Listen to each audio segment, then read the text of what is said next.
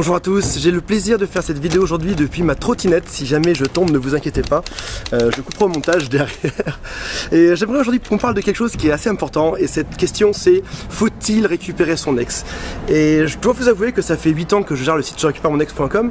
Et depuis le premier jour quasiment quand je dis que je gère ce site, les gens me posent la question, ils me disent mais est-ce qu'il faut vraiment récupérer son ex? Est-ce que c'est pas une erreur?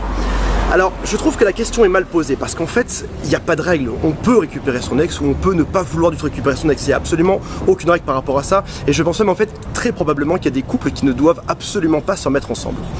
Mais la question, si elle était bien posée, serait différente. Cette question, ce serait, est-ce qu'il faut tout faire pour récupérer son ex lorsqu'on pense que c'est la bonne question, que c'est la bonne personne? La réponse est bien sûr oui. Lorsqu'on pense que c'est la bonne personne, il faut tout donner. Il faut aller jusqu'au bout. Il faut faire les meilleures stratégies de silence radio, il faut faire les meilleures lettres possibles, il faut donner les meilleurs rendez-vous, il faut donner le maximum possible à son ex, l'envie de s'en mettre ensemble. Alors, pourquoi est-ce que tout le monde ne fait pas ça? Et finalement, pourquoi est-ce que beaucoup de gens aimeraient faire ça mais abandonnent? La première réponse à ça, on va attendre que la voiture passe derrière. La première réponse à ça, c'est que déjà qu'il y a beaucoup de gens qui ont peur. Je ne sais pas si vous connaissez Astérix, la bande dessinée, et dedans, ils avaient toujours peur que le ciel leur tombe sur la tête. Et finalement, si vous réfléchissez bien aujourd'hui, il y a beaucoup de gens qui ont peur.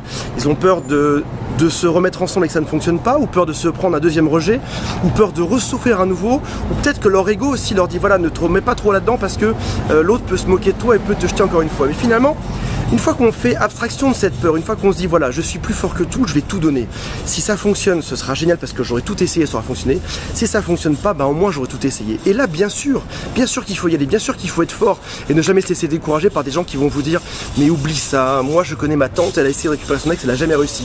Ou alors moi j'ai essayé de récupérer mon ex avant et ça n'a pas marché non plus. Oubliez ces personnes, soyez plus fort que ça et n'allez que dans une seule direction. Et cette direction, c'est de donner le maximum de vous-même. Et peut-être qu'un jour après ça, vous allez vous dire, voilà, j'ai été jusqu'au bout et je peux être fier de moi. Et ce que je veux surtout pas en fait dans cette histoire, c'est que vous ayez des regrets. C'est-à-dire que vous pensiez que cette relation pouvait aller plus loin et qu'au final, vous n'avez pas tout donné pour aller au maximum de ce que vous pouvez tenter. Si vous pensez que peut-être qu'il y a un doute, vous n'êtes pas très sûr, peut-être que votre relation devrait encore durer quelques mois juste pour essayer. Dans ce cas-là, n'ayez aucun doute et foncez. Et ne laissez jamais personne vous dire le contraire parce que vous êtes plus fort que ça.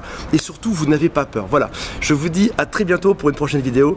Et cliquez sur like si vous aimez cette vidéo. À bientôt. C'est plus facile dans les descentes.